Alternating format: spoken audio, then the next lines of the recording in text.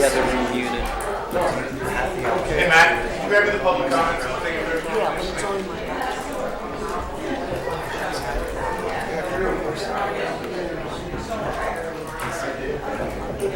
Mark's here.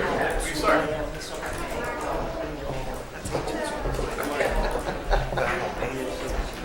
Wonderful day to wear a jacket, wasn't it?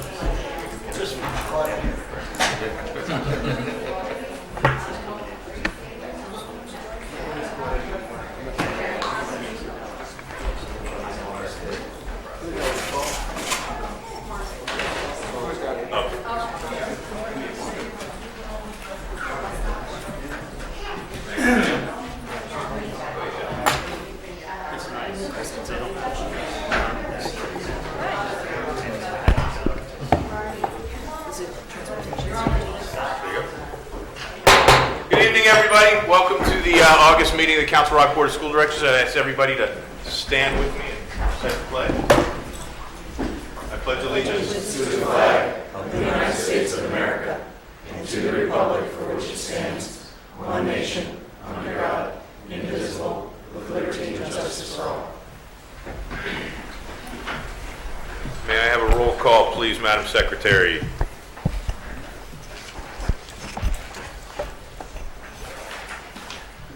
Marianne McKee, Here. Ed Solomon, Here. Ed Tate, I'm here. Mike Thorwart, Here. Andy Block, I'm here. Mark Violet, Here. Denise Brooks, Here. Joe Hidalgo, Here. and Christine Marcel. Is away on vacation. Dr. Fraser, Superintendent's report, please. Thank you, Mr. Block. Good evening, Council Rock School Board. Good evening, Council Rock community. At this point, I think it's safe to say that the countdown is on.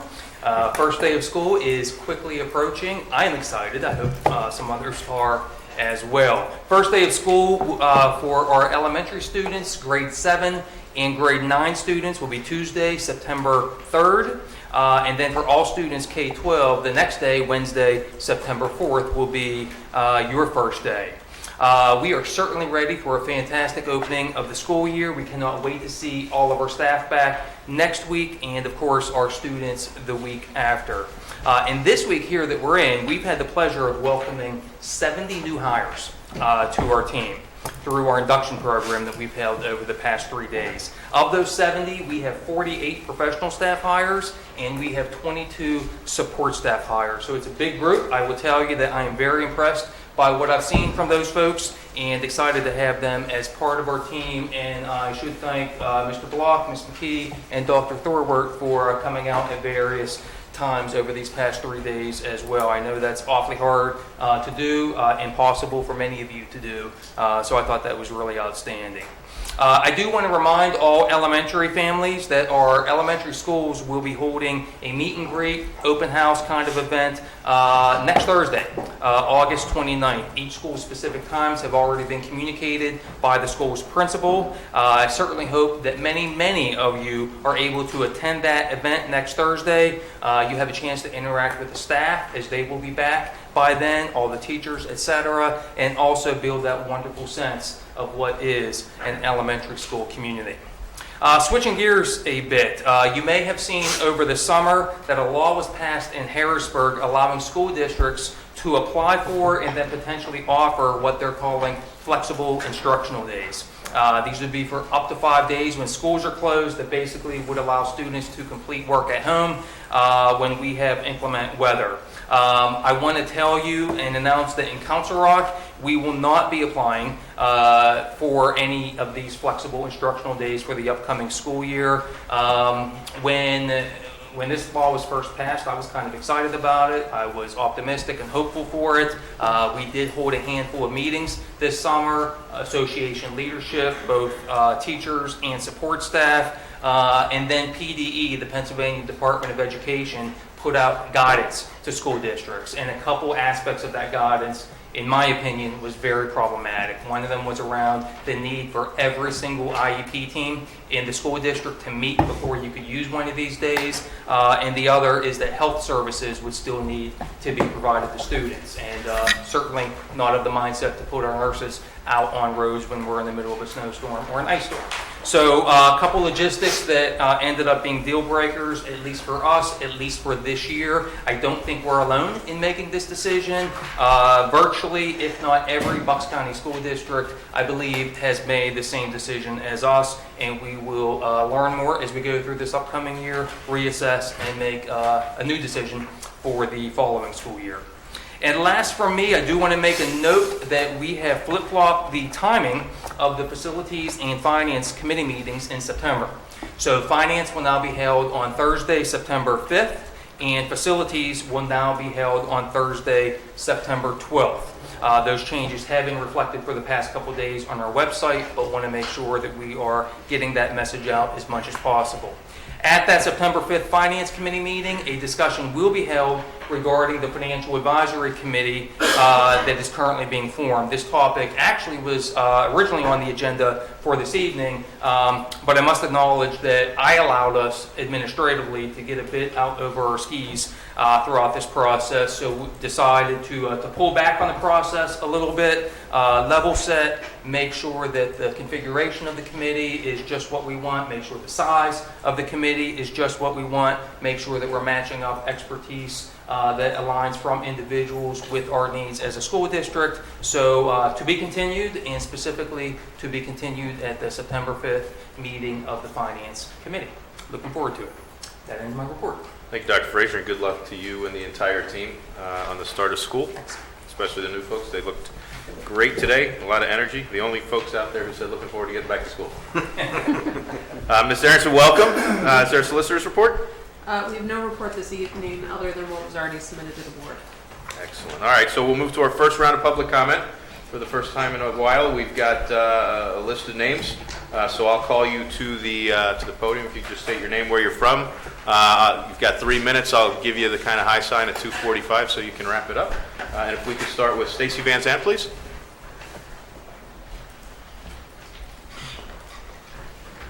Good evening. Reading off of an email, so excuse me, I'm not a public speaker. That's okay.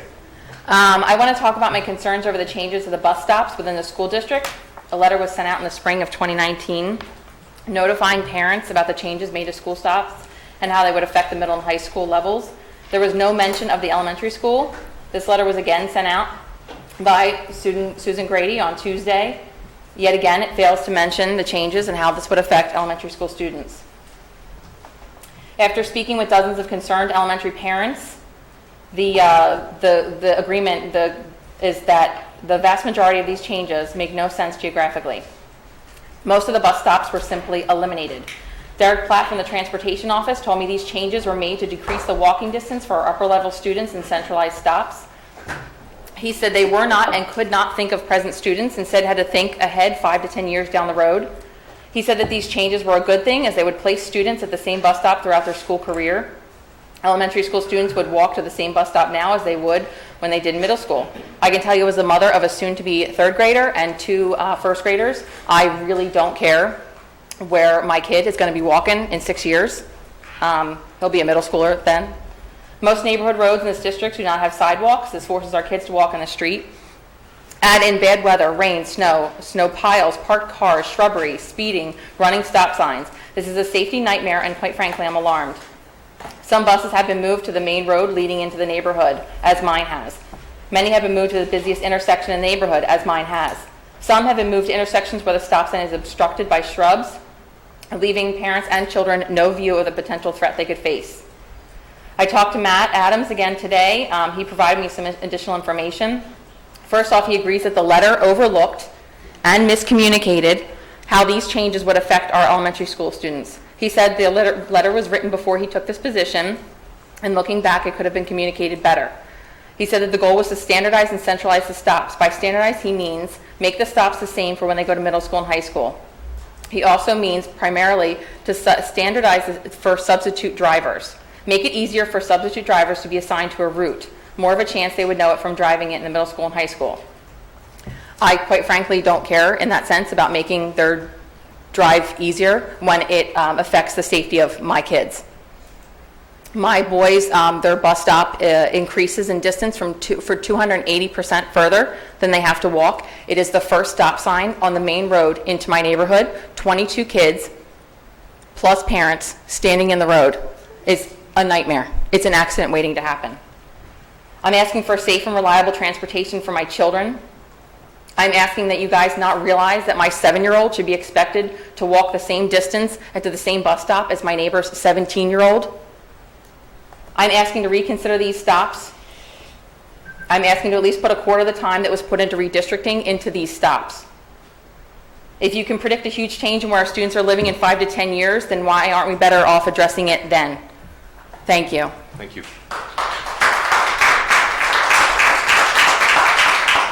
Diane Mandel.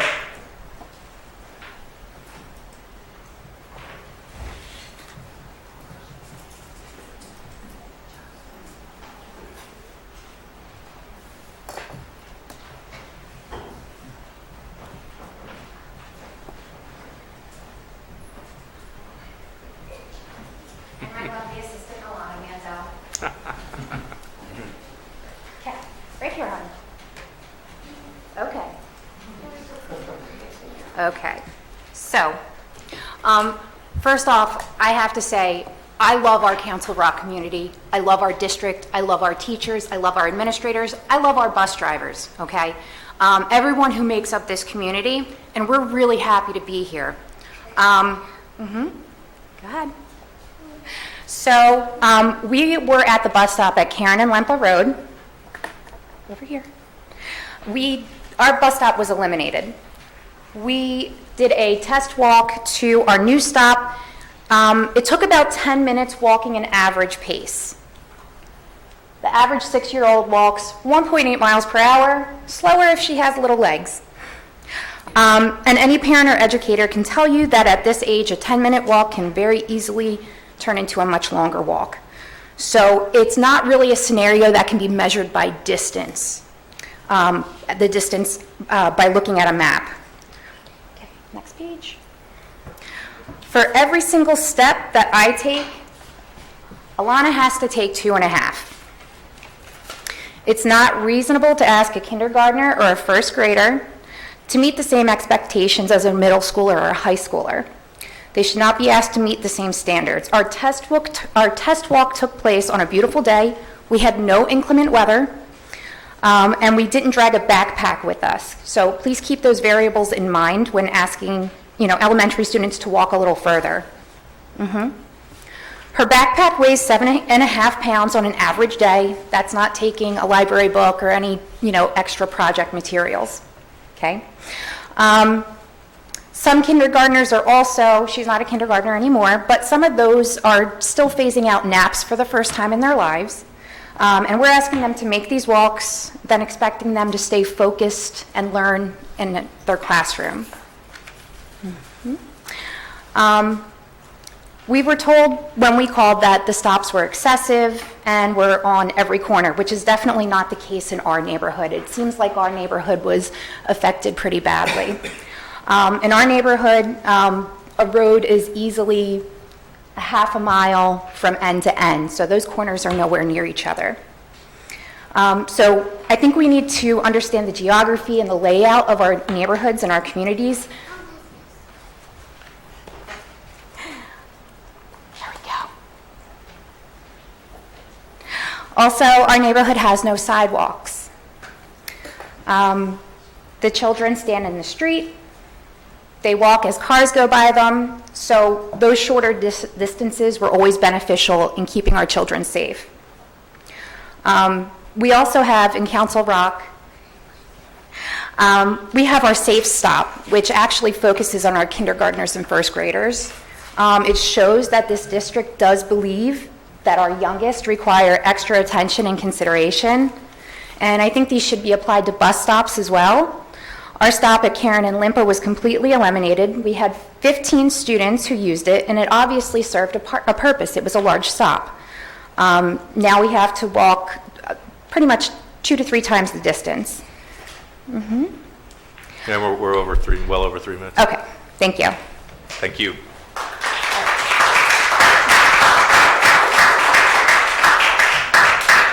Jennifer Flynn, please.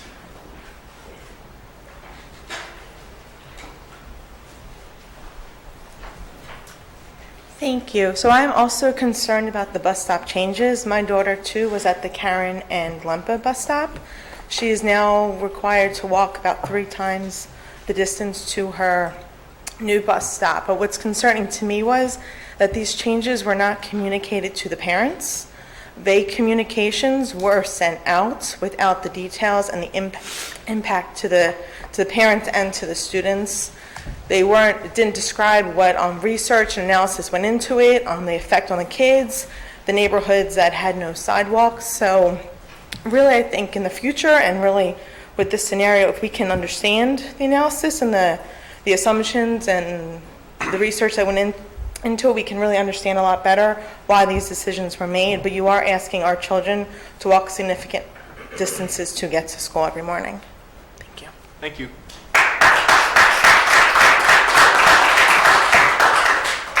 Megan Graham, please.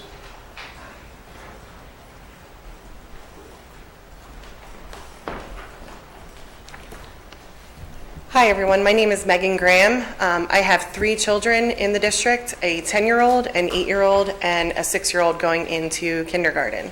I did not prepare anything. I guess we're all here really just asking you to take a second look at this. As we said, these changes really were kind of done under wraps. No one knew they were coming until we went on to Hack and got our class assignment and found out that our bus stops had been eliminated.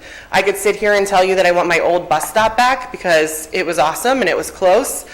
We do have 22 kids that get on the bus at that bus stop within a 3-house radius. But the bottom line, I think all of us are here not just asking for our old bus stop back, we're saying that the changes that have been asked are not safe. From a centralized location, our bus is going to pass the stop sign at Woodlake and Forest twice. That is where all of our children were getting on. They've eliminated that bus stop. They've now put one at the entrance coming off of East Holland at Balsam Court, where everyone goes in and out to get up on East Holland Road, and then at the first cul-de-sac when you come in off of Buck Road. So our entire neighborhood now has to walk to the exit or the entrance, where Forest and Woodlake was the central location. Again, 22 kids. That's speaking for us. Again, we're all here just saying, again, these changes, no one said, hey, do you think we need to adjust your bus stops? To the parents, if it's not broke, why are we fixing it? That's number one. Number two, again, I think as parents, we've been saying, if my kid's gonna be walking that far, I'm going to be putting them in the car and I'm going to be driving them to school. And then the other issue you're going to have is that drop-off line, because it's going to triple in size and you're going to have cars off into East Holland Road and stopping at that red light, because this is just not going to be safe for my kid. Again, I think that we're just kind of representing little groups and clusters of neighborhoods, but we're not the only people that are feeling this way. So we ask that you reconsider, and we appreciate your time. Thank you. Thank you.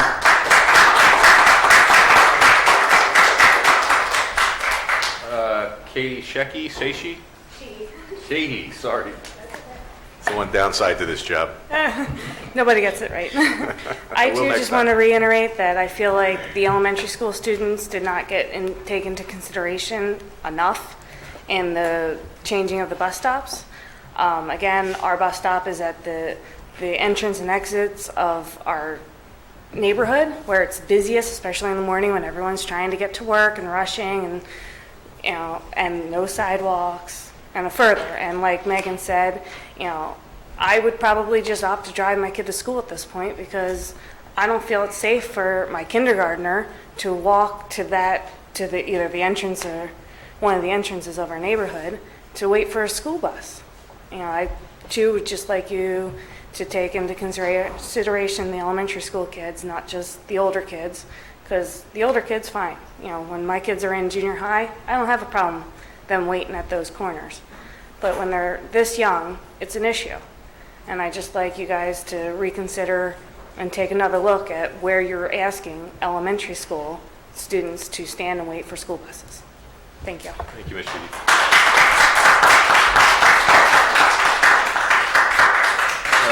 Lindsay Becker? Hi. Hi. Thanks Thanks for your time. I'm going to keep mine short and sweet. It's pretty much what everybody else has already said. I have a 5-year-old and a 7-year-old. We love walking, but to where we have to walk now, it's just not safe. And I really worry about them and the other kids. So I would just ask that you really just retake a look at it. And like I said, we don't mind walking, but it really is a safety issue where we live. Coming off of Buck Road, cars just fly in. Where we used to stand anyway, cars are going fast, but not as fast as they come right off of Buck Road. So that's just our main concern. Thank you. Thank you.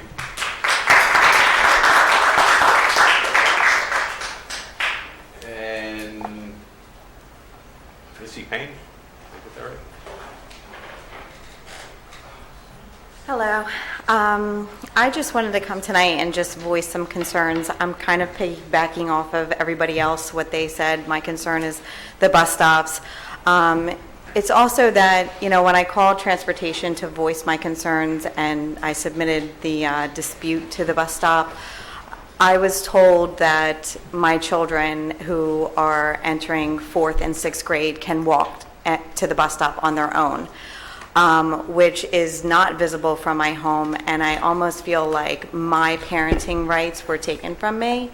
And I understand, yes, I can put them in the car and I can drive them to school, which is taking time out of my day because I am a work from home mom. So I don't really have the luxury to leave for 30 minutes in the morning and then 30 minutes in the afternoon. Most of my meetings are conducted around 9 a.m. So it's definitely going to impact me, and I feel like this was not strategically planned.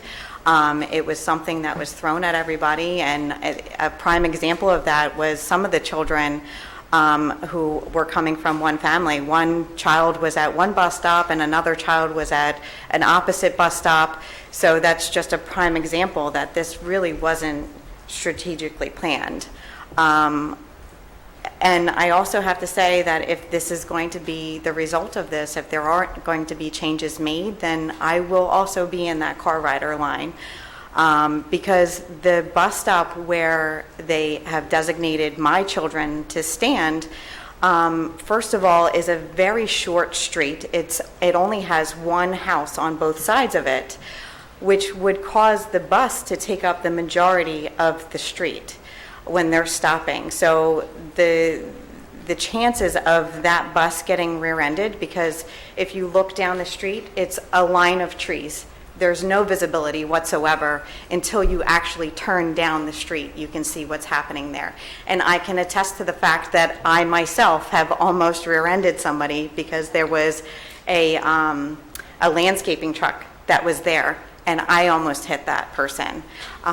So it's likely to happen, and I do not want to put my children's safety at risk. So if there are not changes made, I will be one of those people that's in the bus driver or the drop-off lane. So that's all I have to say. Thank you. Thank you. Yes, that's everybody I have on my list. Is there anybody else who'd like to make public comment? Mr. Black, can I ask one thing? Why don't we wait till we get through these and then we'll... Well, it has to do with public comment. Most people would say their address, so I just wanted to make sure that everybody here is in the same neighborhood. Yeah, we've got it all here. About one thing. We are not. We are not in the same I've neighborhood. got it. How's Mr. Stone supposed to know? same school, so, right, like everybody is from Hillcrest. Yes. I think Dr. Frazier's going to address that when he makes a statement. But they usually have to state their address or the town they live in? It's the town they live in. Okay, because it was confusing. Okay. So is there anybody else who wants to make public comment? Could I say something? Sure, you can come on up. I didn't know how to register or sign That's up. okay, you somewhere probably to came in speak. after we grabbed. Just state your name and the town you're from. My name's Veronica Eliani. I recently actually moved. My kids go to Hillcrest Elementary, and I am also in the Deerfield community. My husband and I decided to move into this area mainly because of the school district. That's what we looked at. In my opinion, one of the factors of a good school district is the safety of the students. This decision does not take the safety of the students into account. Last year, there were 15 kids in our bus stop, and there were 2 buses in our whole neighborhood. Somehow, one of those buses disappeared. Everybody's on the same bus. So one of my concerns that nobody's mentioned so far is how everybody's going to fit into this one bus. Yes. I haven't been able to get an answer to that. The other concern is that our new bus stop is twice as far as before in an area that has no sidewalks and is also right in front of the only light that leads into our neighborhood. So as the cars turn off the light, the bus stop is not even a whole block. It's the distance from here to that table. That's where the bus stop is now. It's a dead end, basically, so you can only make a left or a right. If you make a right, you're going into another dead end, so you can only go one way. There's not a lot of room for the bus to stop here with what's going to be probably about 30 kids in this bus stop right now, that at least I've managed to count so far. And I don't know everybody in the neighborhood because I'm fairly new to the area. Last year was our first year. This year I have a kindergartner going into the school and a fourth grader. I don't think they should walk 10 minutes to the bus stop when it's a 5-minute drive for me to go to the school. So, you know what I mean? They're walking longer than it will take me to take them to school. So now that car line, it was already ridiculous last year because it is a school on a main road leading up to Buck Road. So Buck Road is going to be all backed up even further, and you're going to have to, this was done to save finances, now you're going to have to put a crossing guard or a cop at that stop to direct traffic because it's hard to make that left to begin with onto East Holland. So everything else I think that I have was already said, but basically the safety of our kids is what's most important, and I don't think this change helps in the safety. It actually makes it worse. Thank you. Thank you. Is there any further public comment? And if you've got some, you can just line up there on the wall. And Hi, I'm Holly Ruggieri. I'm at 126 Tulip Road. Just going to echo what everyone else here has said. Veronica and I are actually neighbors. My now newly 7-year-old son and my newly 10-year-old daughter are going to be walking. It went from a 3-minute walk to a 10-minute walk. And, you know, I understand nobody likes change, so that's really why most of us are here. But I think when you're changing something, you have to communicate why you made the change, how you made the change, what went into making the decisions, and that didn't happen. And I think that's why you're seeing what you're seeing right now. So I think just better communication and really looking at the methodology, why you did what you did, and does it really make sense? thank you. Hi, I'm Jessica Cadnelli. I live on Bruce Drive.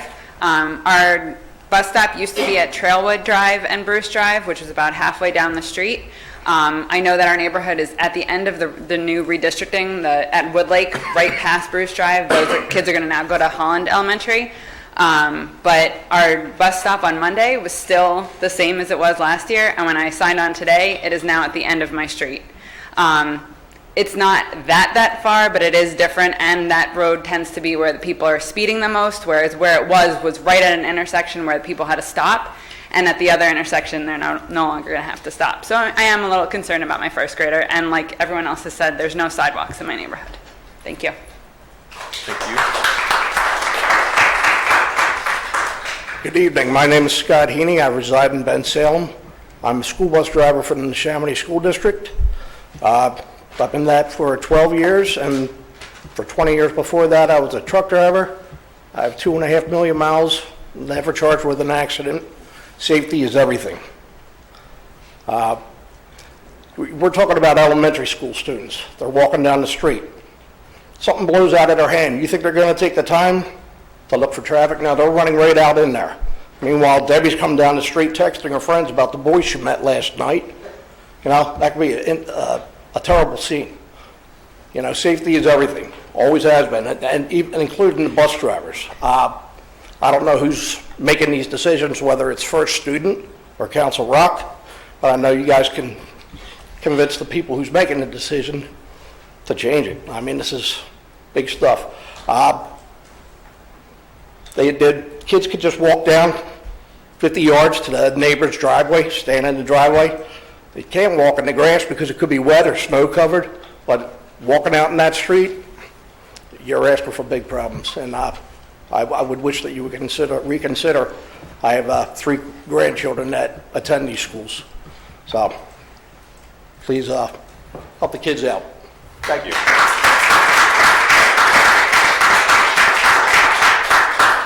public comment? Okay, Dr. Fraser wants to... Yeah, first and foremost, I just want to say thank you for coming out. You're advocating for your kids. You should be advocating for your kids on any number of issues. Safety, clearly first among them. So I appreciate that, and I would rather hear from you than not hear from you. So thanks for coming out this evening. I'm moved by what I hear from a safety standpoint. That really is the litmus test. So what I would tell you is that we will be making a couple site visits out there so that we can get our own eyes on those roads, on the old stops, on the new stops, and understand the situation as well as what we possibly can. And the lens through which we're going to be looking is not exclusively, but almost exclusively safety.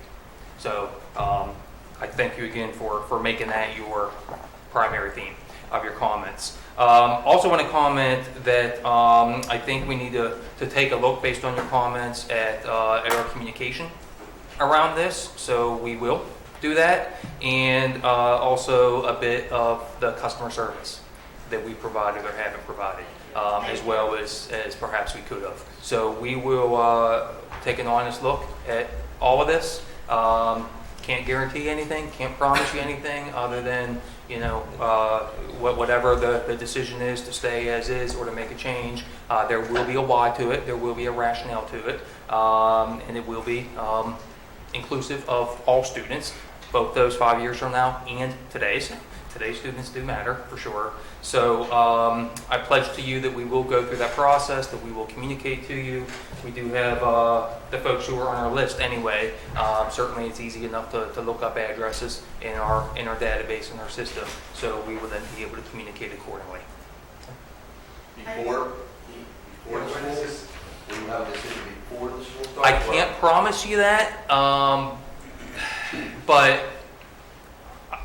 I'll say I'm hopeful that we'll be able to do that before the school year starts. Yes, but I have other folks that this falls on, and I can't speak to their schedules at this point. But certainly this is important. Has anyone taken into consideration input from the bus drivers? I mean, our bus driver has driven our route for I want to say 12 years. Everyone knows him by his first name, like he's on the Christmas card list, you know what I mean? I think, I would definitely think about talking to them as well. I think these changes were made basically looking on a paper map and not really being in our kids' shoes, or the bus driver who is used to that route. I think when I talked to transportation, they told me that when the bus was leaving, they were going to leave and go back out on Buck Road. We have an exit that goes up to East Holland, right next to Holland Middle. Why would we go out on the Buck Road and sit at that light where the kids are going to sit, in the traffic light? So again, I think that the route wasn't taken into consideration, and you should talk to bus drivers who may have been driving these kids for years on end and get their input on what makes sense for them as well. Or just drive yourselves. I mean, Matt said today that no one has driven the routes they did all. Thank you. Appreciate it. Thanks, everybody. All right, so with that, we're going to move on. Mr. Hidalgo, if I could please get a motion for the approval of the minutes of July 25th, please. Sure. I move to approve the minutes for July 25th, 2019 Public School Board meeting. I'll second. Thank you, Mr. Salomon. Any questions? Hearing no objections, I'd ask the secretary to note the motion passes with unanimous consent. And with that, we'll move into our two items for discussion, an overview of the draft strategic plan, and then the naming of the new facility for Sloan Achievement Twilight programs. Dr. Frazier?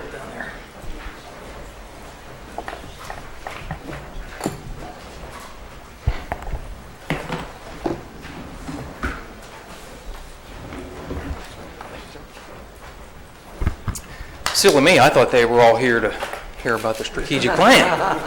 I guess not. So we have been working on this strategic plan for the better part of a year now. You can see the years up there, 2019 through 2023. From a Pennsylvania Department of Education standpoint, they consider this to be a 3-year plan operationalized in the district. For all intents and purposes, it is a 4-year plan starting with this year. A couple quick comments. One is that this deck, as well as 2 other documents, one being the entirety of this draft strategic plan, and the other being a much briefer at-a-glance version, Reader's Digest version of the plan, Those right now can be accessed on board docs under public content, and as of tomorrow morning, both of those documents will be posted to our website. So we want to make sure that that is easy for you to find. The other thing that I'll mention right off the bat is that this plan is quite robust. I've mentioned that to the board previously. While this is a 4-year plan, I would estimate that there is easily 7-8 years worth of work involved in this. It's probably a bit more robust than what I would like, and I do not envision us ever creating a plan again that is quite this robust. But as we talk and walk through the goal areas, the strategies, the action steps that we intend to take and take successfully, you're going to see that these are really important items for our students, and we don't have the luxury of paring down that list, nor do we have the luxury of delaying the timeline on most of what is in this plan. So from a process standpoint, busy slide, but I'll walk through it quickly. This process began several months ago with a community survey. First piece, community, tell us what your thoughts are, what should we be focused on in the coming years. We had, as you can see, over 1,300 responses. That began to shape a conceptual framework. At that point, it was 1 page. Our final plan is 24 pages. So we had this 1-page conceptual framework. We turned that conceptual framework into a survey of our faculty members. We had a really outstanding response rate to that, 683 responses, which is 80-some%. And the best thing about that is that there was tremendous agreement by our teachers and other professional staff with what had gone into that conceptual framework. So high level of agreement results typically and hopefully in a high level of commitment and dedication to seeing this work through. So then that led into the creation of our strategic planning steering team, 61 people strong, had 2 meetings, morning of May 7th, again, morning of June 4th, and then here over these past several months, the cabinet, the chairpersons, who I will introduce in a minute, worked to convert that conceptual framework that was developed by the steering team over those 2 meetings into the actual action plans that now is manifested in that 24-page plan, inclusive of table of contents and inclusive of a glossary at the end to help folks with some unfamiliar term or education ease. And then again, we also have that at-a-glance version that if you just want to get to the meat and potatoes of it, that exists too, 4 pages long, and will give you a good sense of what we have planned. Tonight is a milestone night. This is our presentation to the Board of School Directors, and thus then kicks off a mandatory public review period. It's a 28-day public review period. So again, those documents will be posted to the website tomorrow. We will, for anybody who prefers this or needs this, have hard copies available in the Chancellor Center at the front receptionist, so you can come, look at it here, take it with you, whatever your pleasure is. And over these 28 days, we want to continue to hear feedback. So the email address is noted up there, strategicplan@crsd.org. Those emails will go to the entirety of the school board. They will also go to me. And I can assure you, as always, that your feedback will be considered, and it is a draft, so changes are permissible over these 28, 29 days. And then all that leads up to formal board consideration of approval at the September board meeting, which is on September 19th. All right, so these 61 people that I referenced, fantastic group. This is the makeup of the folks. If you want to see actual names, go into that 24-page plan, and everyone is listed there alphabetically. No offense to the other 55 people, myself included, because everybody was fantastic and everybody contributed a ton, but those 6 students were outstanding. So if you do nothing else, go into that 24-page document, see who the 6 students are, and if you know any of them, just give them a wink and a pat in the back and thank them, because really they brought a maturity, a perspective, a lens that we couldn't get any other way. So 3 from South, 3 from North, they were absolutely fantastic. 4 parents, 2 community members, 2 business representatives, 23 faculty and staff, 20 administrators, and 2 school board members. And again, all those names are part of the plan. I had the great fortune and the good pleasure of co-facilitating the process with Joanne Parati from the Bucks County IU. She does this work all throughout the county and beyond the county, and she's outstanding at what she does. The heavy lifting, though, was done by our committee chairpersons. So we have 3 areas, and we had 3 chairs for each of those, so 9 total. So starting to introduce the 3 goal areas here. Under student wellness, we had Dr. Lambert, Director of Special Services. We had Christine Taylor, Director of HR, and we had Martha Taylor, art teacher at Council Rock High School South. The second area was redefining student success, and that was chaired by Ann Bell, Professional Development Coordinator, Dr. Susan Elliott, Assistant Superintendent for Teaching and Learning, and Andy Sanko, Director of K-12 Education. And then our third and final one is school safety and security, and that was chaired by Matthew Barrett, Security Support Specialist, Nate Scott, Assistant Principal at Council Rock High School North, and Doug Taylor, Director of Operations. So, again, these are the 3 goal areas: student wellness, redefining student success, and school safety and security. What I will tell you is that the epicenter of this plan, the driver of this plan, is student wellness. And I say that because not only is it its own goal area, not only is it the first of 3 as we present them in the plan, but as you will see, we weave student wellness through redefining student success, and we also weave it through school safety and security. So you will see those linkages, you will see those connections, and you will even see some degree of interdependency between all 3 of these goal areas, which I think is what we're looking for from a systems standpoint. So what do we mean by these, and what are the actual goals? From a wellness standpoint, we want our kids to be well.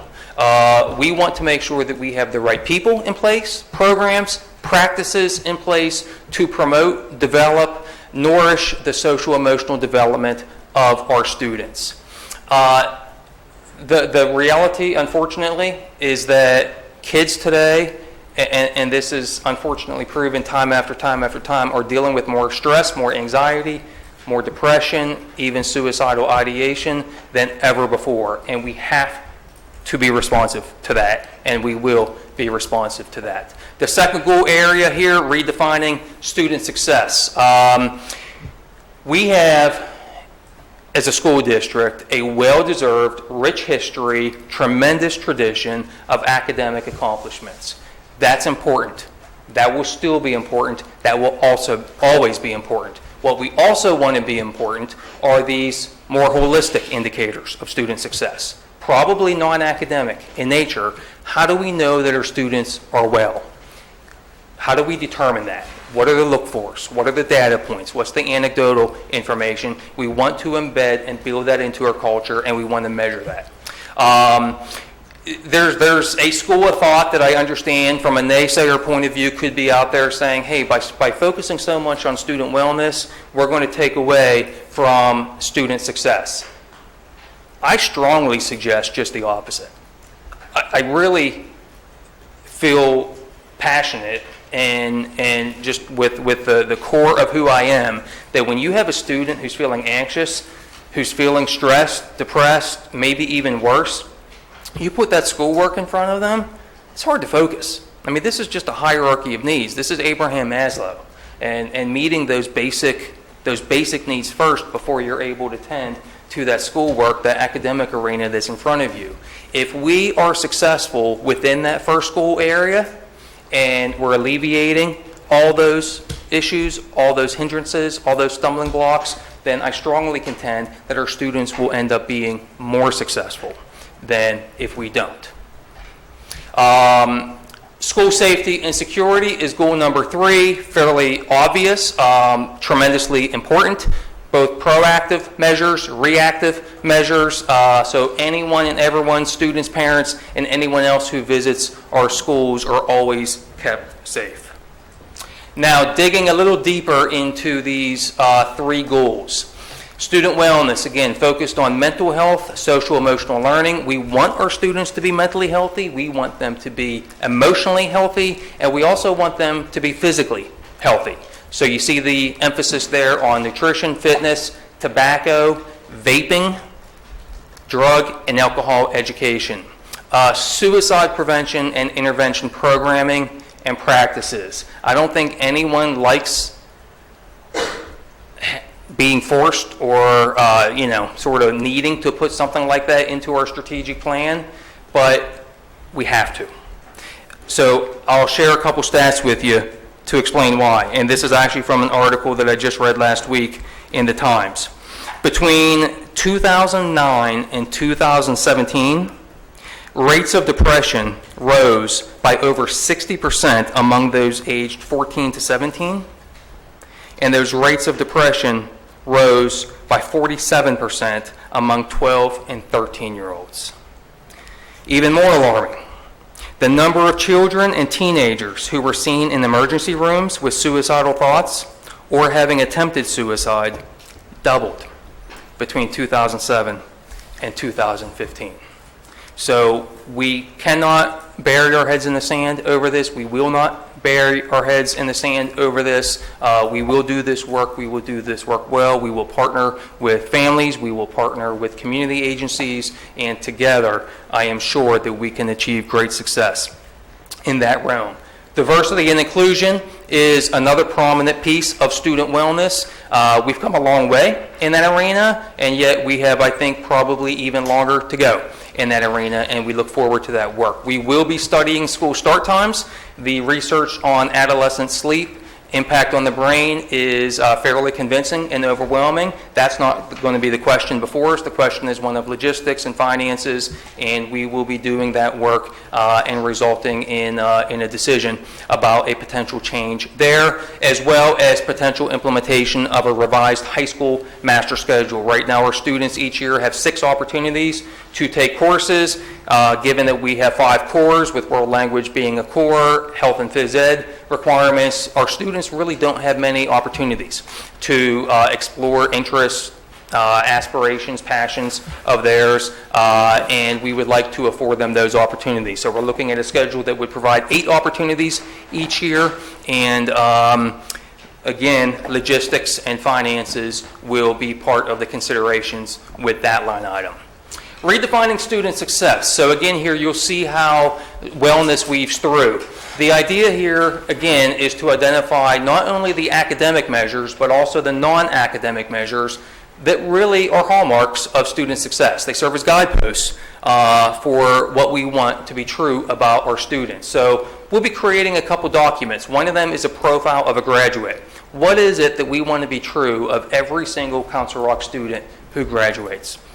What's the content knowledge? What are the skill sets? What are the dispositions, the habits of mind, the soft skills? So we'll work with higher education community, we'll work with the business community, we'll work with parents and students, and what that profile looks like will be different than what it would have looked like 10 years ago, much less 30 years ago. So we will create it, and it will be necessary, I'm sure, to regularly update that document in the years ahead. We will also be introducing a revised CR scorecard. Historically, that was very academic in nature. Those academics will still be there, and they'll still be prominent. But again, we want to add these other measures as well, and we will also be taking a look at a revision to the elementary school report card. PLCs, district-wide, again, we've come a long way, but we still have work to do, and we look forward to that work. STEAM programming, science, technology, engineering, the arts, and mathematics. Develop an ongoing fiscally responsible technology plan. We have a lot of technology now in the district. A lot more than what we used to have. So we have to have the replacement cycle down. We have to anticipate those costs. We have to give those costs to Mr. Stone so that he can put them in the forecast models, while at the same time always keeping an eye out on new and emerging technologies, both from an infrastructure standpoint as well as from a student use standpoint. And then the final piece there is enhancing and implementing a comprehensive assessment system, building off of where we are today. And safety and security. Once again, we start out with this student wellness piece, so that we want to make sure that if a student is struggling, if a student is being identified by his or her parents, by a school staff member, by a community member, by law enforcement as needing help, we want to make sure that that student and that student's family has access to school-based mental health resources and community-based mental health resources. So how is this one different from Goal 1? This one really is more about being reactive. We've identified a student. However, we've identified that student. Here's our plan to be responsive to that student who is in need. And we do that first and foremost for the well-being, the overall wellness of that student, and we also do it because we want to make sure that the larger community stays safe as well. We want to reevaluate our student assistance programs. We have some fantastic ones, but I don't know that all of our students and perhaps all of our parents completely understand them, the purpose, how they work, and we also want to make sure that they're accessible. So I think about the S2SS system that was implemented last year. The vast majority of tips that came in via the app. Not by logging onto the computer, not by calling it in, it came in through the app. So if that's where our kids are, and we know our kids are there, as adults, we're largely there, we need to be mindful of that and consider meeting them where they are at. Alice, we adopted that last year. We will continue to train all staff and also provide bi-monthly training for mid-year hires. That's an aspect that's easy to overlook when you have someone who's hired in late September or at any point in the middle of the school year. We can't wait until the following August to train those folks. We have to have systematic, ongoing training available for all of our folks. We have now secured each school's main entrance. So in the past, moms and dads, grandparents, when you went to a building, you were able to open that first door and walk over towards the main entrance. That is no longer the case.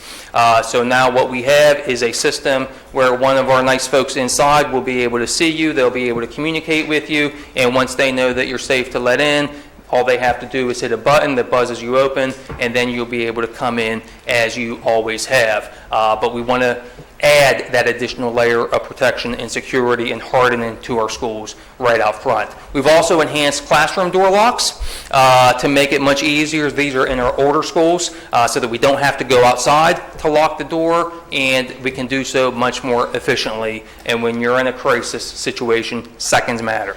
So again, another enhancement to continue to keep our schools and our students and teachers safe. And then the last piece really is a great example of last but not least. We have significantly enhanced our collaboration with our police and first responders. In fact, during the school year, we meet with them, the 4 police chiefs, lieutenants, other officers, folks from the fire departments on a monthly basis. And come here to Chancellor, we talk with each other, we talk big picture strategy, we talk small picture situations, and anything and everything in between. It is powerful collaboration, and it's going to prove dividends. Certainly, without us ever having a situation, and even more so, God forbid, if we do have a situation. So I thank them for their commitment to that process. We are very fortunate in this community to have those 4 police departments and the fire departments as well, and our relationship with them is tremendously valuable for us and the entirety of our Council Rock community. So that is a high-level overview of the plan. Again, the whole plan will be posted on the website tomorrow. The at-a-glance version will also be posted tomorrow, and Susan will make sure that that strategic plan email address is also posted on the website. And again, invite feedback over the next 28 days. Excellent. Thank you, Dr. Frazier.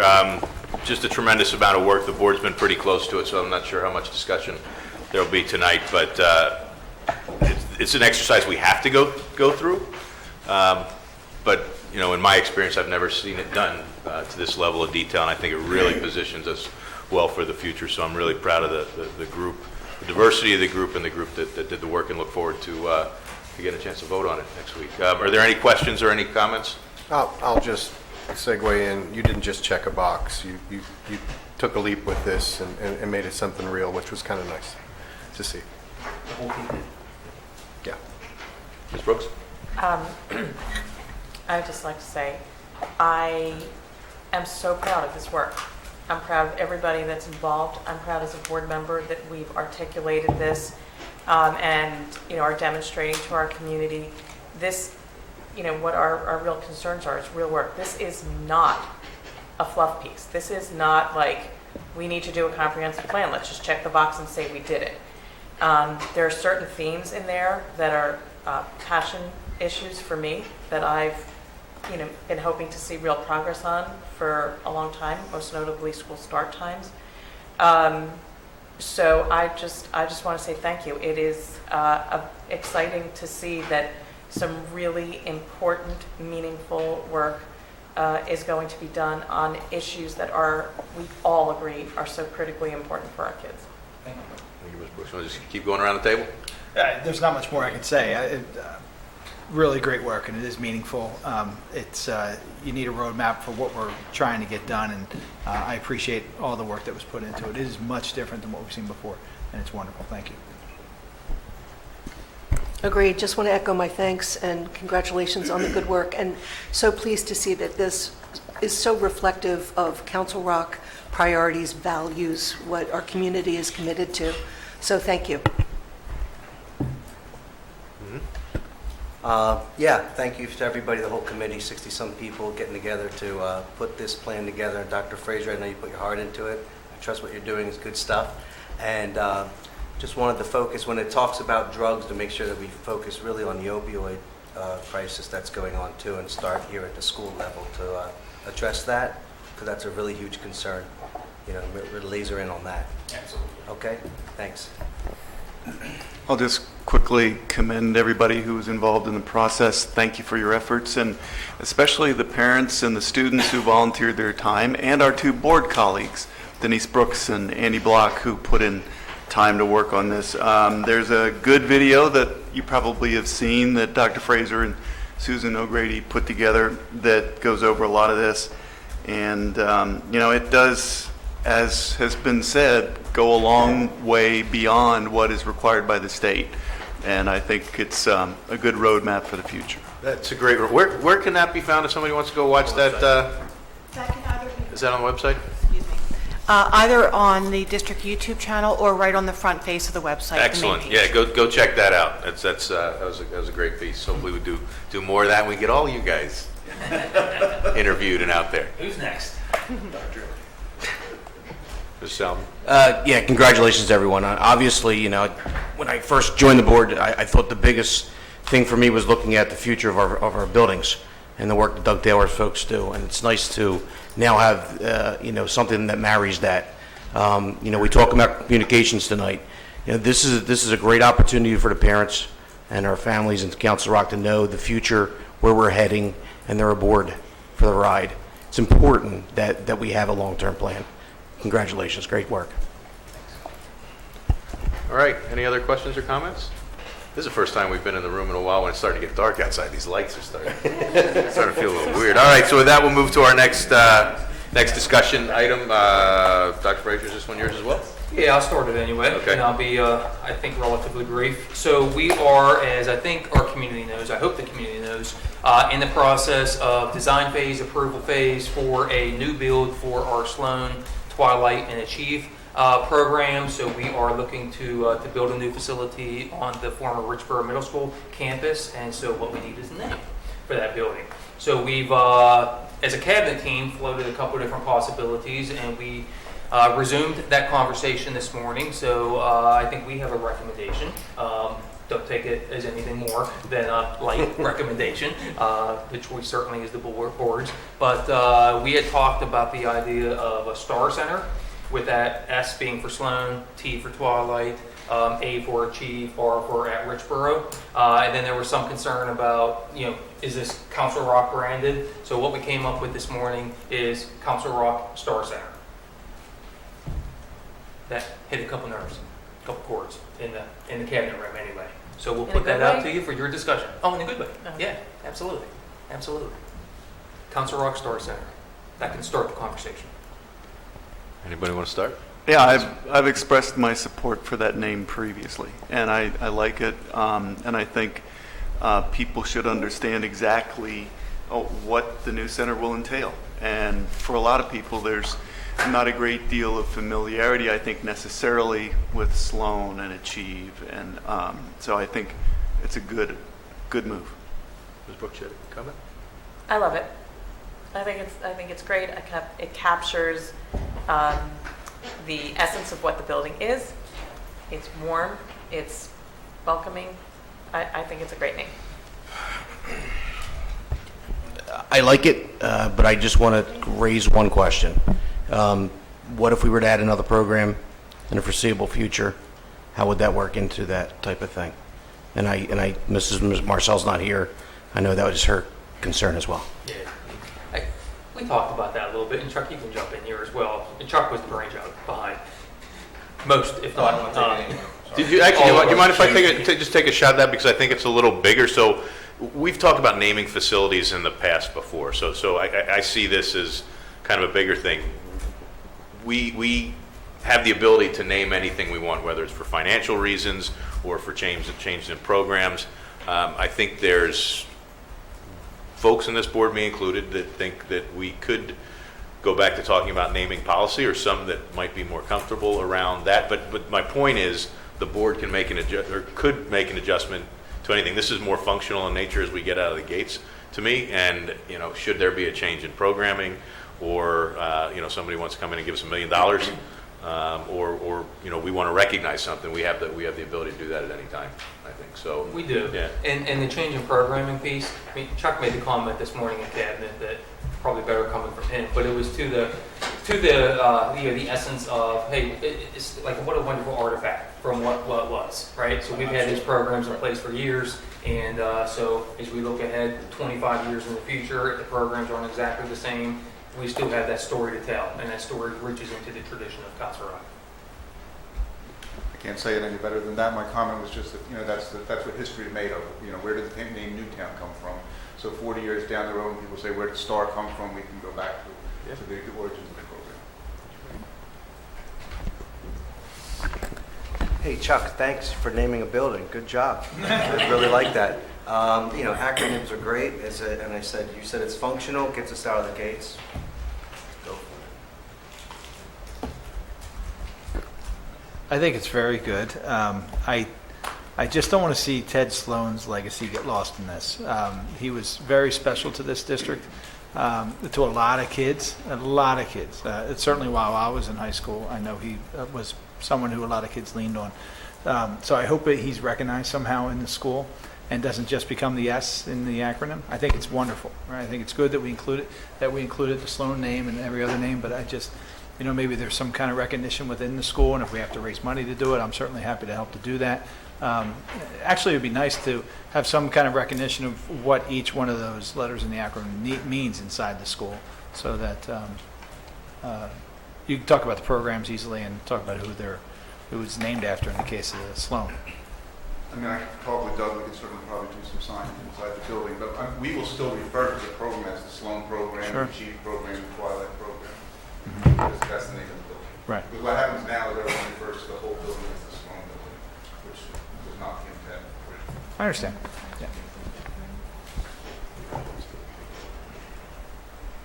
Sorry, guys, I'm sensing general agreement here, and I'm asking the question, do we actually need a formal motion, because we don't have one on the agenda?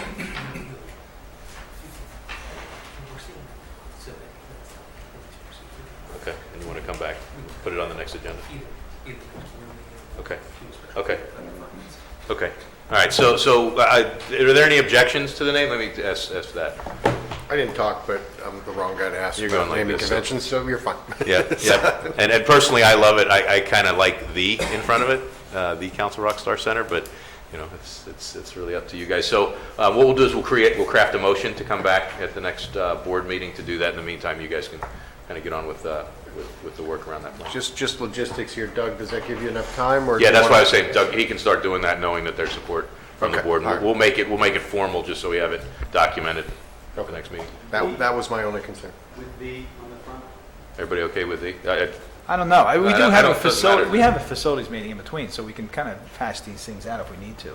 I don't want to get stuck on this analysis paralysis about the and not a the, and But, you know, it happens. You okay to wait till the facilities meeting, or no? Do you need an answer now? Okay, so we'll just come back and We'll put it on the we'll have a debate. Everybody come out, see the debate over there. What's an agenda item? As long as it's not a lowercase t, I'm okay with it. You know, there is a, No, all three uppercase. you know, there is a Big Ten university that's attempting to copyright the word "the," so we might have I never to liked take that them into anyway. consideration. Yeah, we Look never it up. liked it. That's, yeah, no.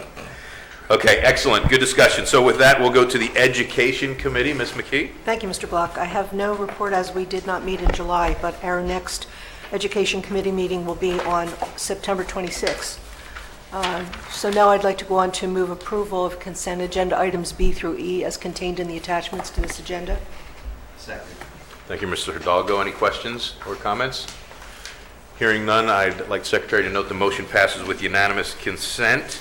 And we'll go to Ms. Brooks for the IU update, please. Thank you. We met earlier this week, and we did have an overview of the IU's extended school year program. The IU administers programs at 7 sites in 93 classrooms. They have over 500 students and 900 students and 500 staff. So it's a very big program.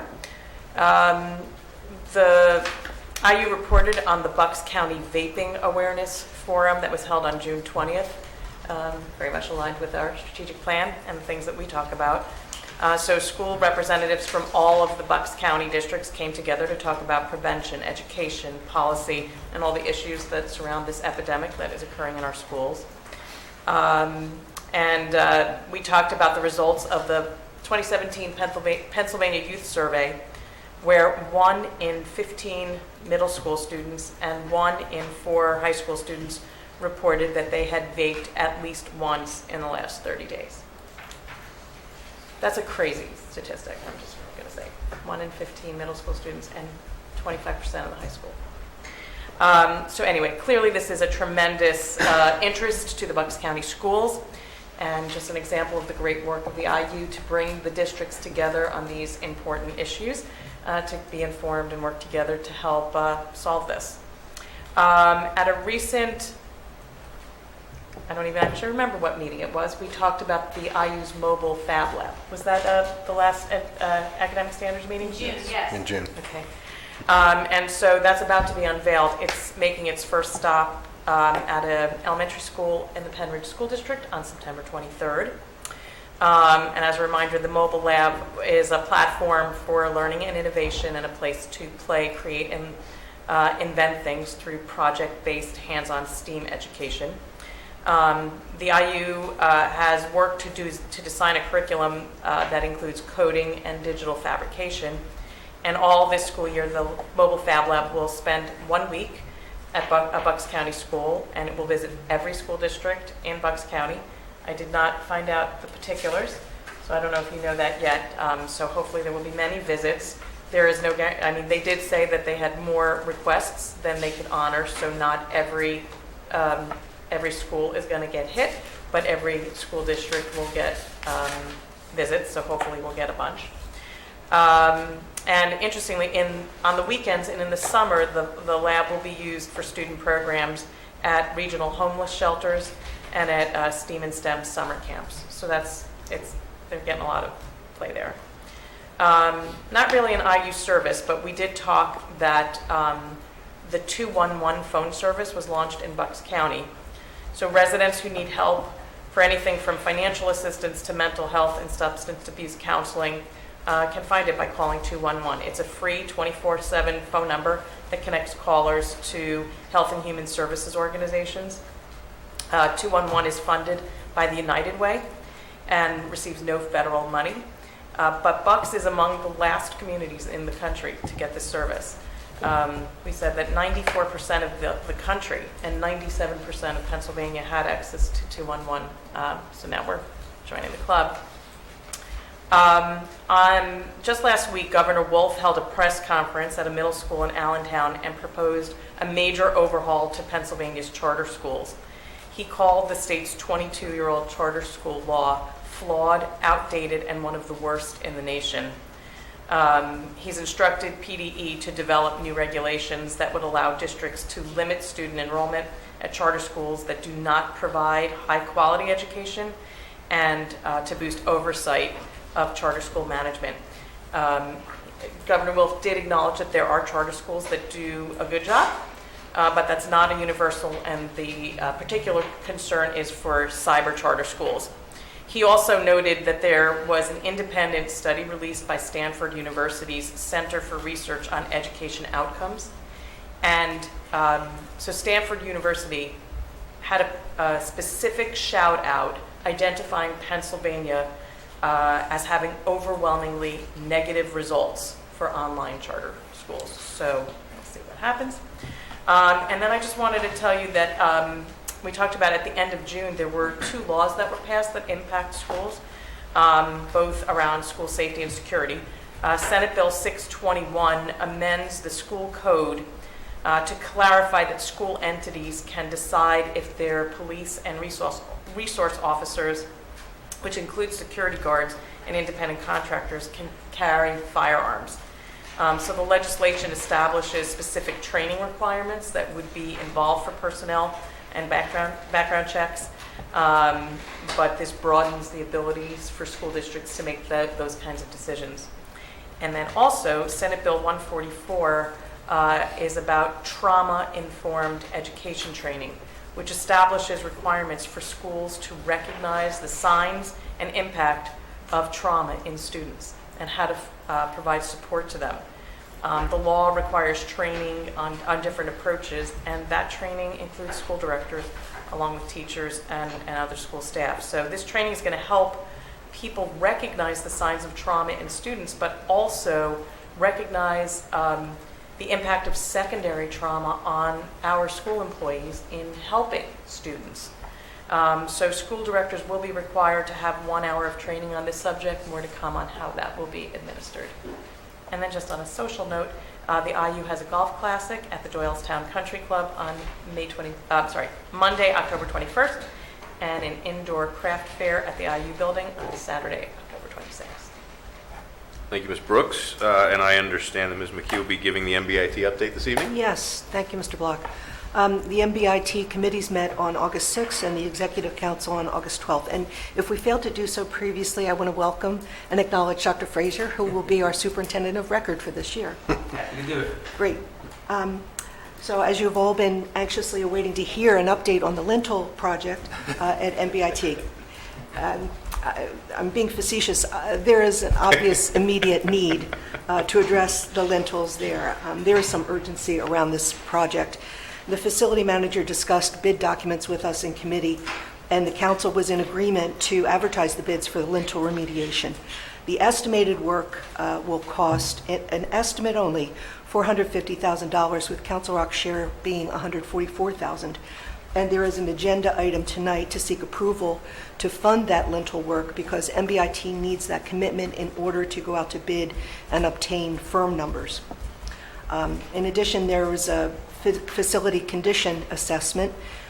The committee reviewed the summary of the engineer's report, and then it was presented to the Executive Council with the engineers present to answer questions and discuss how to schedule out those projects over the coming 5 years. The report was prepared by Bustamante Engineers.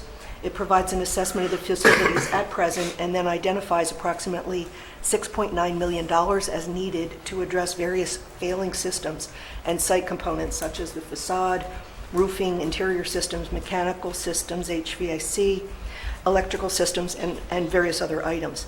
The projects will be scheduled with the most immediate areas of concern being addressed in years 1 through 3, so front-loading that work. The business administrators from the sending districts will meet later this month to review the capital needs assessment in detail, and this will be included as a discussion item on the September 5th Finance Committee meeting. And that concludes my report. Thank you, Ms. McKee. And Mr. Salomon, I understand you'll be giving the CREF report tonight? I am, thank you. Just one note for CREF, October 3rd, they're hosting their Council Rock Golf Classic. It is from 10:30 to 5:30. Sponsorships are available online. It'll take place at the Northampton Valley Golf Club. Excellent, thank you. Mr. Tate, we're doing that, right? Yeah. Is anybody doing that? Is anybody other than the two of you playing? Yeah, well, I think we've booked the foursome, right? Yeah. So you're not inviting anybody else? It's just- No, Does anyone else want to go? Let's book more foursomes. Other than Ed and Andy. I don't Let's go. book more so- foursomes. A little subtext there. I'd rather have 8 of us playing than 4. No, that's fine. I'm just Bring your kidding. friends. I'm just kidding around. No, you're not. I am. I know it. So, I mean, we can talk about this offline, but is there anyone else who's interested at all? It just I it doesn't matter if believe- you golf or not. I believe our absent Okay. board colleague is intending to participate as well. Yeah. Okay. Okay. We'll have an offline conversation. See if we can break this click up. Nice. Okay. With that, we're going to go to policy. Mr. Tate. Policy Committee, we last met on August the 5th and are bringing forward a number of policies with the committee's recommendation. So if it's appropriate, I'll make the motion. Please do. I move to approve the policies as contained in this agenda. Second. Thank you, Dr. Thorwart. Any questions? Any objections? Hearing none, I'd ask the secretary to note that the motion passes with unanimous consent. And with that, we'll move to Dr. Thorwart for facilities, which is all consent, I believe, right? Pardon?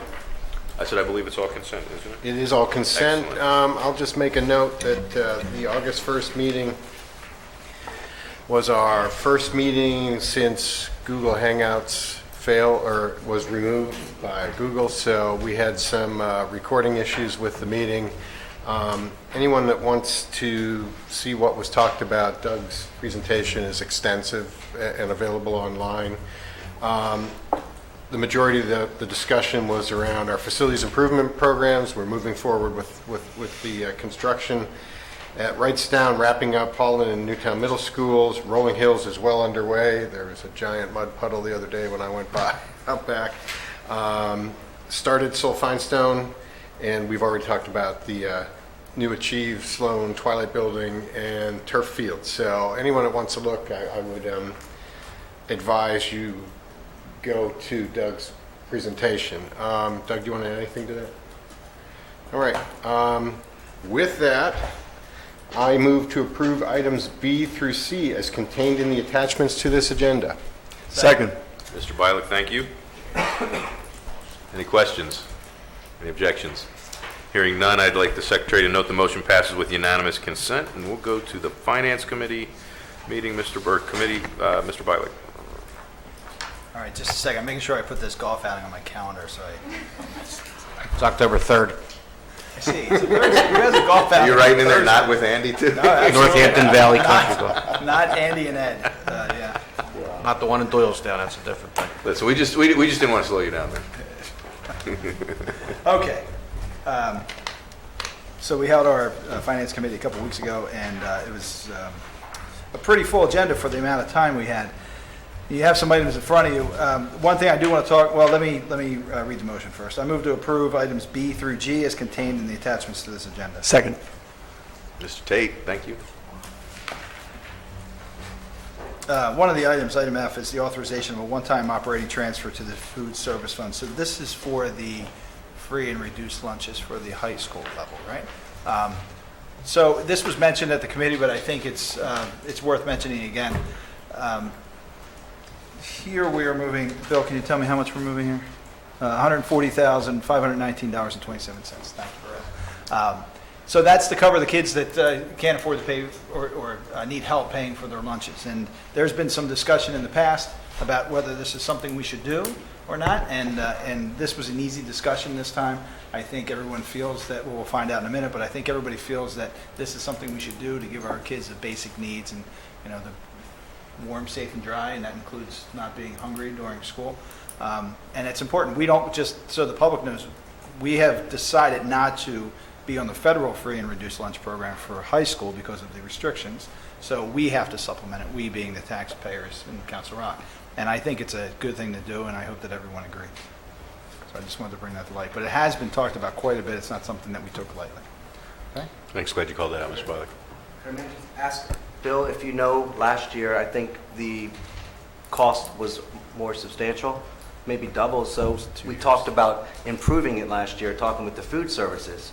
So what I'm seeing is that the food service has actually been a little bit more profitable in a sense to reduce that cost that we're having today.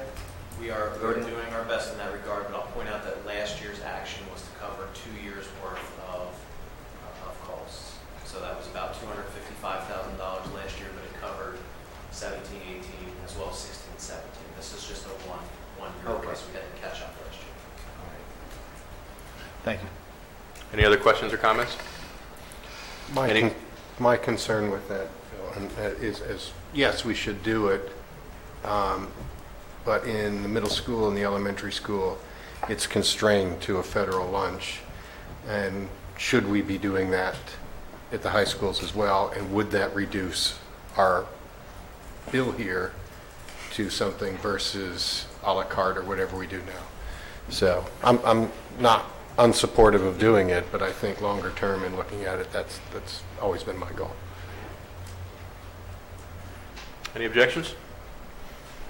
Yeah, I'll just make one more comment about that, Mike, and I don't want to get into a big discussion about it here, but my concern about that always is if we put restrictions on kids that are receiving some kind of assistance, I'm always worried that there's going to be it's going to bring it to light that these kids require that assistance if they can't make the same choices that their classmates can. Because everybody, I guess, has, maybe I'm misunderstanding it, but I think everyone kind of has the federal guideline restrictions in middle school and elementary school, don't they?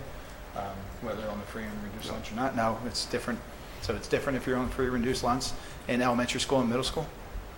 There are requirements around not specifically identifying students, to your point, when you're on the federal program. I think certainly we would want to maintain that practice even when we are not on the federal guidelines. But there are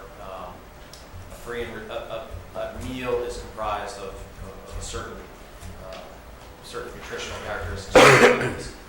So the subsidy is only based on whether that student takes an entire meal. If they take an a la carte item, that's simply around that's where we get into whether they do have some money on account for those items or whether it becomes a negative balance issue. So it's something that we have to keep an eye on. But the bigger issue is that there's so many fewer choices at the elementary school. It's not as obvious because the menu is very limited. At the high school, it's like a food court. And so what would qualify is more limiting. And so that creates a situation where you may identify who they are. Yeah. So we cap at a certain amount that they're able to spend each day, is that right? Or For the high school students? yes. I would like to double check, but I do not believe that we do. We don't. Okay. And therein lies my issue. Yeah, as long as it's not, I'm not sure if it's a rampant, issue, but yeah, we should look at it. Again, I just get concerned about identifying even the slightest opportunity to identify the kids. It's not their fault, right? They haven't put themselves in this position, and it's not necessarily the parents' fault either, but that's where they find themselves. So we have to be careful. Okay. Any other comments? Any objections? Hearing none, I'd like to have the secretary note the motion passes with unanimous consent. And let's go to H, Mr. Bialik. Let's have a motion on those lentils. I move to approve funding for the Middle School Institute of Technology to make emergency repairs to the building lintels. Oh, I'm sorry, does it continue? It does. I'm sorry, the administration recommends approval of funding for the middle school. Do I really need to read all this? No. No. Okay. I have a question. I need a second. I didn't. Oh, okay. Thank you. I have a question about the lintels. So our portion is $145,485, as Mary Ann had reported. So what was the total amount? $450,000. So is that, it says it right beside it, sorry. Is that, so are we paying just an equal share, or are we paying a share that's determined by our enrollment? We are actually paying based on a share of our district's market value in comparison to the other 4 sending districts. So our contributions to the tuition is based on enrollment, but our contributions toward any capital work is based on market value. So higher share than we would if this were based on enrollment. That's interesting. And who develops that calculation? It's so that's in the bylaws, which were created those many years ago when MBIT was formed. And that's common practice, maybe even codified in state law around how career and technical centers are to be funded. So we basically send less kids, but when there's capital improvements, we pay more money. You're correct. Okay, that doesn't seem fair, but that's what it is. Right? Okay. I've got one. What would happen if we said no? So my suspicion is that the other 3 sending districts would be required to absorb our share. But that would be something that I would need to review with the solicitor's office. I'll just make a comment. The difficult thing about MBIT is that it's far removed, right? And we don't have the checks and balances in place that we have here when we go through every single project. We've learned to trust Doug and our administrative team to make sure that we're getting the best value for our dollar when we're making these capital improvements or upgrades or maintenance. So I'm trusting, Bill, that you're in contact with the counterpart. I don't know, Doug, do you get involved in this with the MBIT folks? Is that out of line to have our individual, our Doug Taylor contact the crew at MBIT just to make sure? I will say that at least while we were serving over there, I have shared some of the stuff. I think Kristen probably does too, is share some of that stuff to say, hey, walk through this. Well, that's exactly why I'm mentioning this, Andy. Yeah. I'd be happy to look. Yeah, so this one specifically, I don't know, but I've asked that before. I just want to be careful and respectful of their facilities director and not to, insert myself in his world. So if there's a request for me to review any documents by the board, I'm happy to do so anytime. Yeah, I think that if that's going to happen, that's best done by a majority of the board in a public forum such as this, just because it does put Doug in a pretty precarious spot, colleague to colleague. So I would certainly support it. We just want that to come from a majority of the board. Yeah, we have a requirement to do what's best for our taxpayers in this case, and of course the students, but the work's going to get done. So we have to make sure that we're at least using the same standards that we have here. I'm not looking to delay the project or anything like that, but if we could move forward with a second set of eyes on things and just kind of a check that this looks okay to me, that would make me feel better. I would ask the same of Bill with a funding or budget issue. Every time the MBIT budget comes down, I've had a conversation with our own business manager, to make sure. Well, I think it was us that probably drove the conversation with business managers around funding of the capital plan. Maybe we have that same conversation that involves all the facilities directors. I mean, I would be surprised if some of the other boards didn't say the same thing. I think, for me, in the case of this particular situation, those lentils are, it's a safety issue. They've got things fenced off. I think we owe it to the community and to that school to do this. But I think with the bigger pieces, the roofs, programs, and all that stuff, I think we need to, because we're bearing that fair share. I'd find out if we have to, if that's state law or if that's the bylaws, and if we can try and influence that. But more importantly, as they get on to the millions of dollars they were talking about, that we do exercise some oversight because we owe it to our taxpayers. And, if we're charged with spending millions of dollars there, that's less than we can, that's something less that we can do here. And we've got a lot of things that we can debate for. So, So is there an opportunity for a review of the work? If we could approve it conditional of a review by Mr. Taylor, do we have that kind of time? I just want to be sure I'm clear, Mr. Bialik, because there are two different issues here. One is the motion on the lintels, which again is urgent and very much a safety issue. And the second one is that larger engineering study that's almost $7 million, which does get everyone's attention.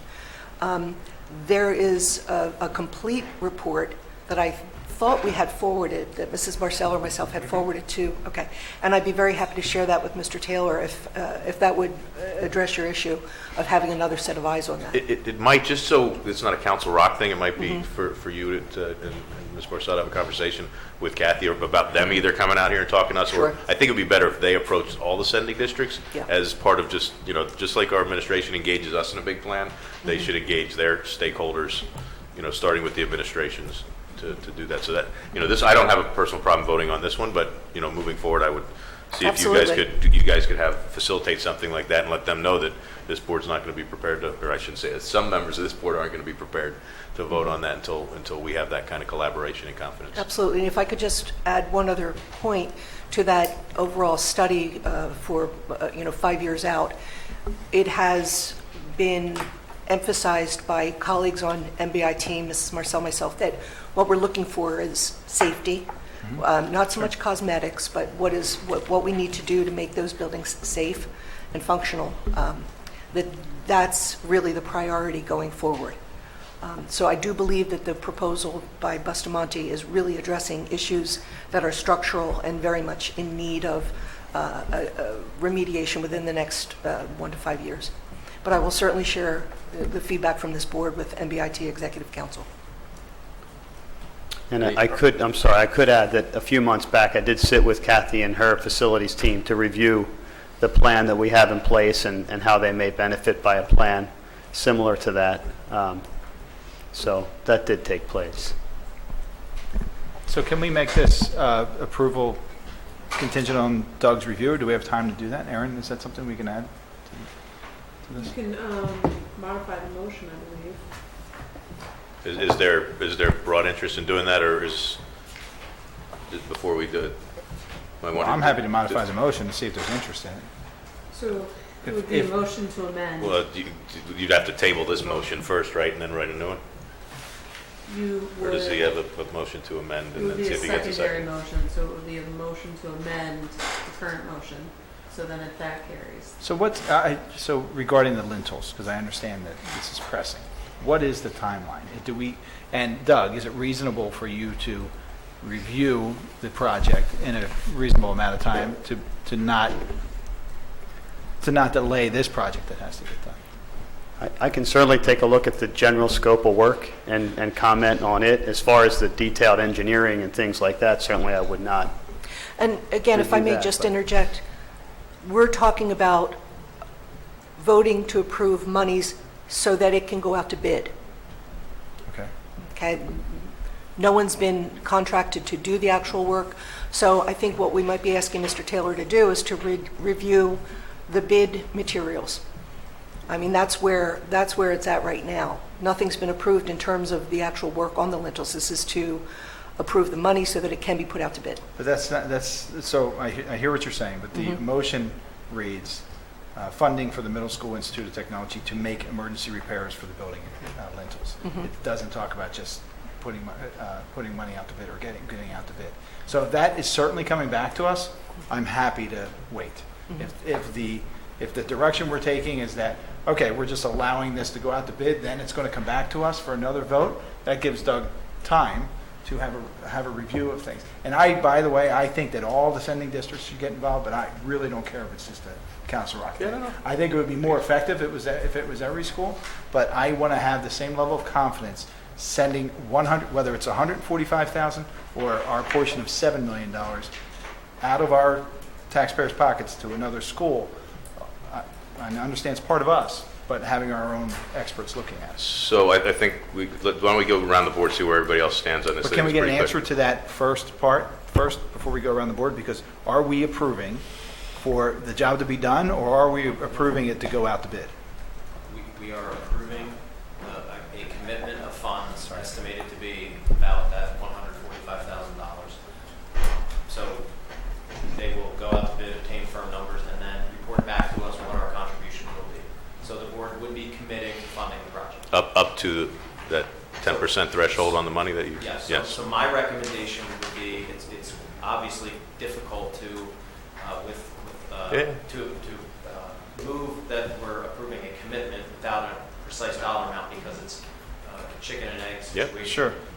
My recommendation would be that if the cost of the project exceeds that $450,000 estimate by more than 10%, and MBIT chooses not to either rebid or reject the project, that we would then, when the larger funding request comes down on the capital plan, which we're going to talk about at the September Finance Committee meeting, that we would ask them to reduce scope or reduce costs on the remainder of the plan so that we could essentially recoup that funding when the larger plan is undertaken. So that's how I understood it, but it's not explicit in the motion. Do we need to do anything to adjust the actual motion itself around the dollar commitment and the 10% piece?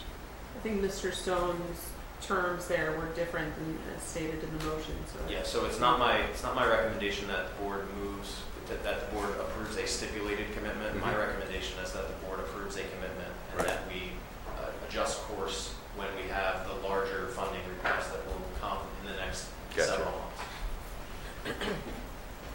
So you're saying that if it's 10% more than what we're approving tonight, you would come back to us and say we're not going to approve that? No, I'm saying that if it comes back, that the board approves the funding commitment, but if the actual costs are greater than that 10% threshold, I would inform the board, and it would become part of the discussion we have around the funding commitment that is next requested by MBIT to fund the remainder of their capital plan.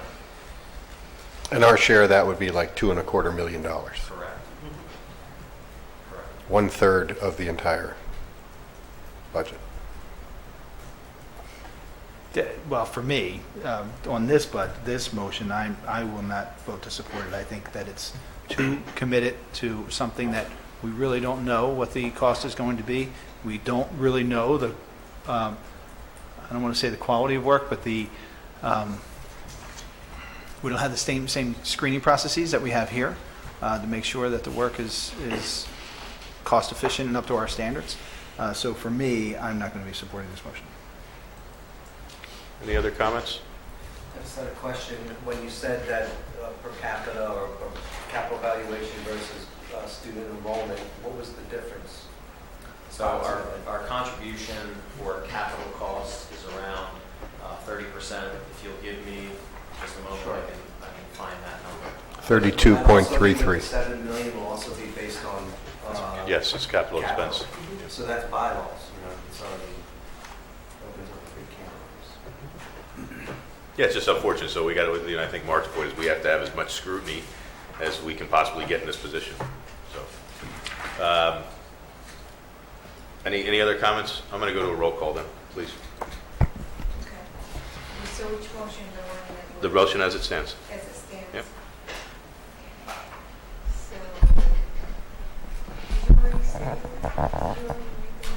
I made a motion and seconded by. Yep, we're ready to go. Could I ask one more question? Aye. Because I'm sorry, but it's the oversight is the issue of the project, first of all, whether we're getting a good deal or not. But then is there a second issue about per capita or capital valuation that's not the holdup versus per enrollment, how we are charged? For me, that's not the holdup. The holdup for me is that we're committing funds without really knowing. We don't have the variance of the 10% that Bill's talking about, not in this motion. We don't have the ability to come back. That would be adjusted, I think, what Bill's saying at a later date, maybe, right? Right. The issue is the quality control that we don't have. I don't have a comfort level without having it screened through our people. Not that I've worked with those folks at MBIT. It's not that I don't have that comfort level. It's just I know what our processes are here and I trust them. The other issue is how we fund it. That's a matter of something we should look at. If it is state law, well, if we're really serious about it, we'd have to lobby our legislators. If it's bylaws, we'd have to lobby our fellow our peers, and we probably won't win that one either, right? Because it sounds like we're paying more for less kids going, and that's just because of our tax base. That's really what it comes down to. So the first two issues are my issues on the motion. The third one is something I think we should address. Does that answer your question? Thank you for clarifying. Yes. I'm sorry I conflated them. I agree with Mark's issue. I have an issue with paying 1/3 of the for 4 Cinder districts, but that's just me. Roll call vote, please. Ed Solomon, No. Andy Block, Yes. Mark Weiler, No. Ed Tate, Yes. Mike Thorwart, No. Denise Brooks, Yes. Marianne McKee, Yes. Joseph Hidalgo, Yes. Motion carries 5-3. And with that, we'll go to item I, Mr. Bialik. Item I, approval of RFP number 1920. I move to approve Data Network Solutions, also known as DNS, as a service provider of local, long-distance, and T1 lines for the Council Rock School District for the next 5 years, according to the cost schedule and subject to audit and solicitor's review. Second. Dr. Thorworth, thank you. Any questions for Mr. Frederickson? Any comments? Any objections? Hearing none, I'd ask the secretary to note the motion passes with unanimous consent. And Mr. Solomon, if I can ask you to take J and K together, please. I move to approve the personal actions as contained in the attachments to this agenda. Second. Thank you, Mr. Tate. Did we get both of And them? the addendum? You want to add that? It doesn't have a Doesn't have it yet. And Doesn't I have it. also move to approve the personal actions addendum as contained in the attachment to this agenda. Ed, do you second that? And I would second that as well. Amended motion, okay. So now we're taking J and K together. Any questions? Any objections? Hearing none, I'd like the secretary to note those motions passed with unanimous consent. And with that, we'll go to our second round of public comment. Is there any public comment? We'll move to board comment. Is there any old business? Any new business? With that, we will adjourn and we will see you in the new school year.